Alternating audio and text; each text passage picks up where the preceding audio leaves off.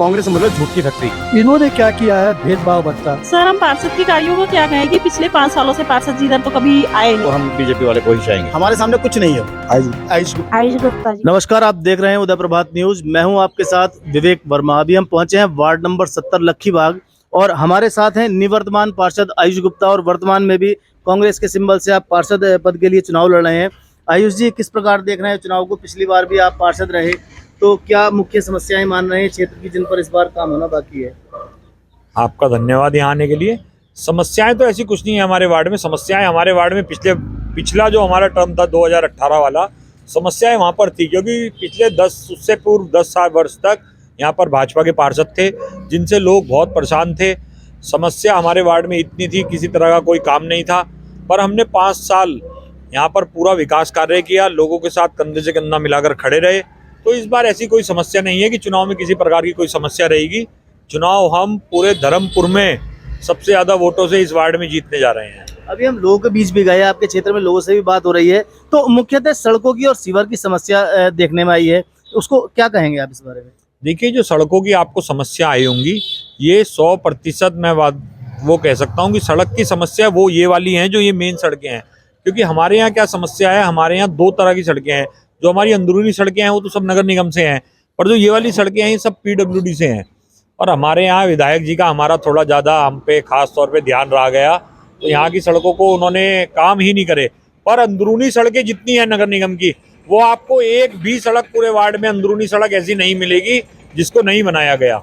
और दूसरी बात रही सीवर लाइन की, तो सीवर लाइन पूरे वार्ड के अंदर बदल चुकी है, पर हमारे यहाँ थोड़ी चूहों की ज़्यादा समस्या रही है, तो जिनसे वो सीवर लाइन में दोबारा से दिक्कतें आ रही हैं, पर उनको समय रहते हमारे द्वारा सही कराया जा रहा है। जो 1-2 समस्या जिन सीवर लाइन की है, दोबारा चुनाव जीतने के बाद हम सबसे पहले उन्हें बदलने का कार्य करेंगे। क्या कहना चाहेंगे हमारे चैनल के माध्यम से क्षेत्र के लोगों से आप?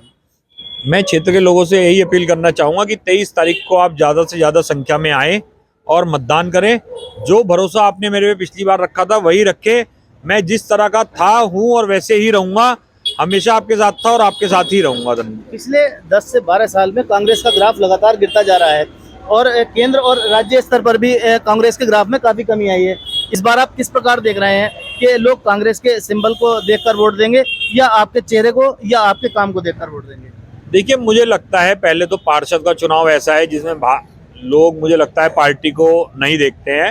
ना आदमी भाजपा ना कांग्रेस देखता है, आदमी चेहरा देखता है, आदमी का काम देखता है और ये देखता है कि 5 साल ये हमारे साथ कैसे रहे, इनका क्या व्यवहार रहा, इसी उस पे आदमी वोट करता है। और हमारे वार्ड की जनता इसी बात पे वोट करने जा रही है। और जैसा कि मैंने आपको पूर्व में भी बताया, हम ऐतिहासिक जीत इस वार्ड में दर्ज करने जा रहे हैं।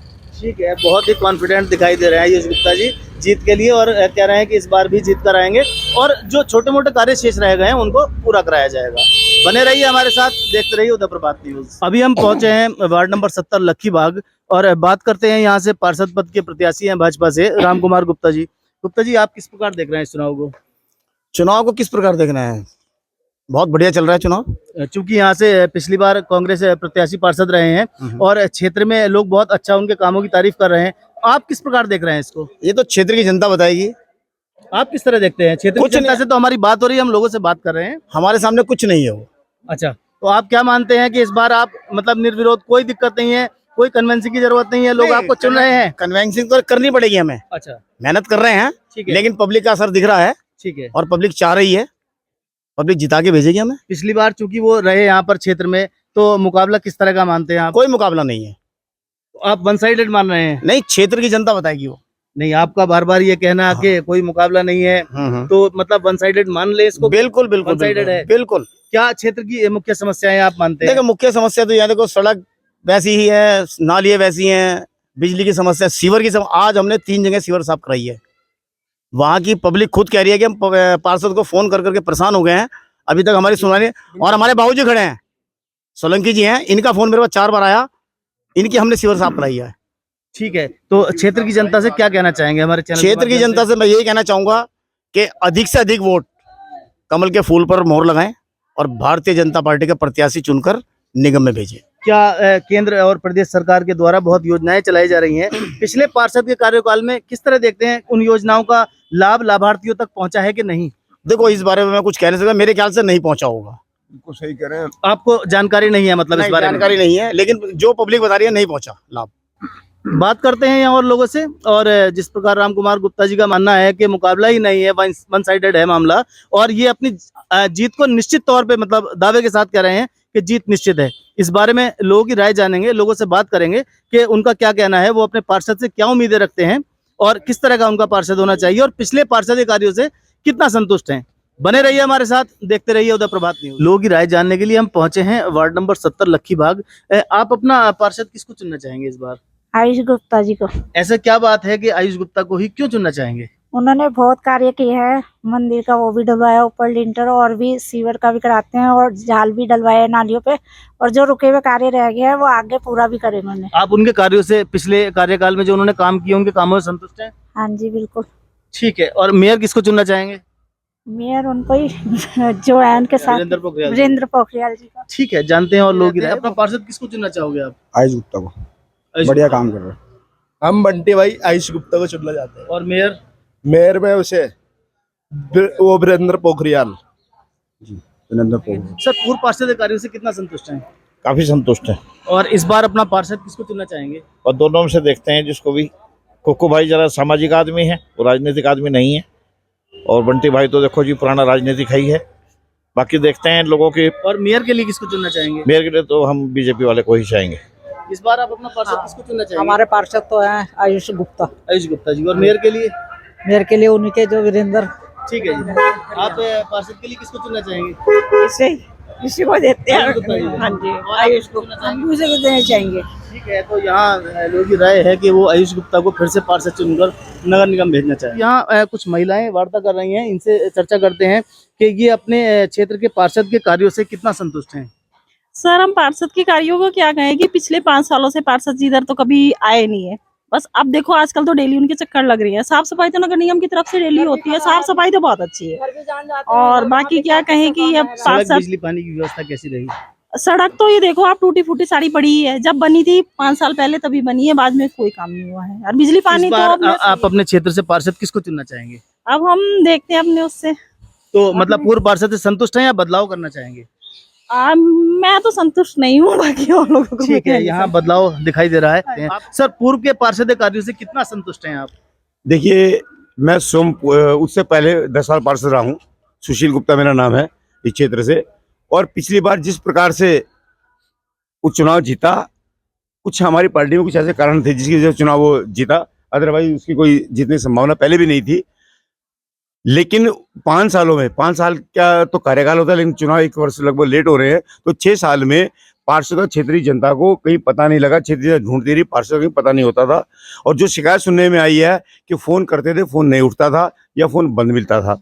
घर जाते थे तो घर में होते हुए उनके परिवार के लोग बोलते थे यार नहीं है। तो क्षेत्र की से कोई लगाव, उनका कोई जुड़ाव नहीं रहा, जमीन पर रहकर काम नहीं किया।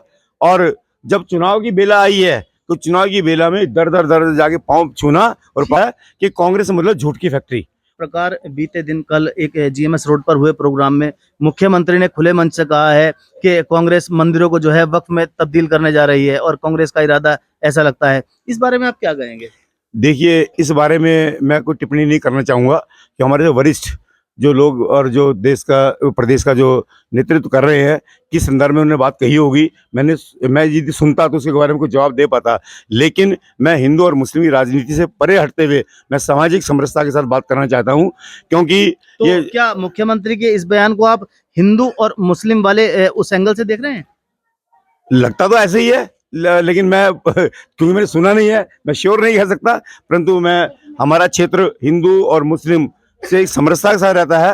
हिंदू बहुल्य क्षेत्र हालांकि है, लेकिन मुस्लिम भी हमारे पास खासी अच्छी खासी तादाद में परिवार यहाँ पर है। ठीक है, चुनाव के माहौल में इस तरह के बयानबाजी अक्सर देखने को मिलती है। हिंदू और मुसलमानों से लेकर इस तरह के बहुत सारे मुद्दे चुनावी राजनीति को गरमाने के लिए, वोट बैंक को कैश करने के लिए अक्सर सुनने में आते हैं। ठीक है, जुड़े रहिए, देखते रहिए उदय प्रभात। और ये लक्खी बाग क्षेत्र का मुस्लिम कॉलोनी क्षेत्र है, तो यहाँ लोग की राय जानते हैं कि वो पूर्व पार्षद के कार्यों से कितना संतुष्ट हैं। कितना संतुष्ट हैं आप पहले के पार्षद? चुनने के बाद पार्षद सबका होता है कि पार्टी विशेष का नहीं, कोई जगह विशेष का नहीं होता है। इन्होंने क्या किया है, भेदभाव बरता। रामनगर में सारी सड़कें खोद करके बनाई और यहाँ पर जो बनी है उसके ऊपर चढ़ा दिया।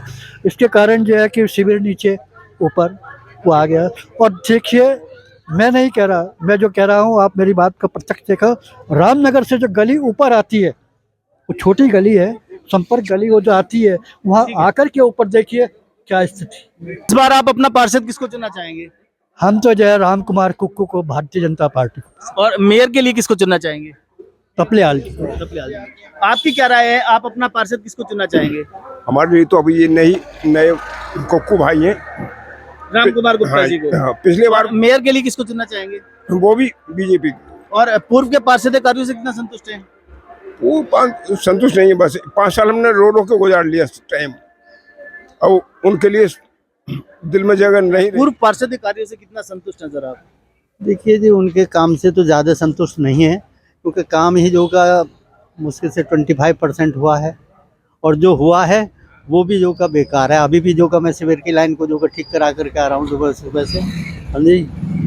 और रोडें तो दोबारा से हो गई हैं। शिविर के जो ऊपर वाले हैं ये सब जो का बेकार हो रखे हैं, क्या जो गड्ढे खड्डे हैं। तो ठीक है, इस बार आप अपना पार्षद किसको चुनना चाहेंगे? बीजेपी के जो प्रत्याशी हैं राम कुमार गुप्ता। और मेयर के लिए किसको चुनना चाहेंगे? मेयर भी जो का बीजेपी के हैं, उनके थप्याल हैं, मिस्टर थप्याल। ठीक है, आप अपना पार्षद किसको चुनना चाहेंगे? कुक्कू भाई को। कुक्कू भाई तो हम नहीं जानते कौन है। राम गुप्ता को। हाँ, राम गुप्ता को। राम गुप्ता जी को। और मेयर के लिए किसको चुनना चाहेंगे? सौरभ को। ठीक है, बने रहिए हमारे साथ, देखते रहिए उदय प्रभात न्यूज।